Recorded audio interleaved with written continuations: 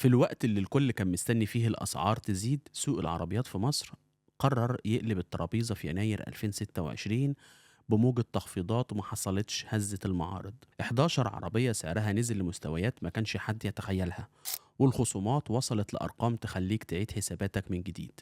عربية زي أيولوس هيوج سعرها نزل 295 ألف جنيه مرة واحدة، وجيلي ستار راي نزلت 200 ألف جنيه، وحتى ميتسوبيشي وجي اي سي وبايك دخلوا السباق بخصومات وعروض كاش باك وصلت ل100 ألف جنيه.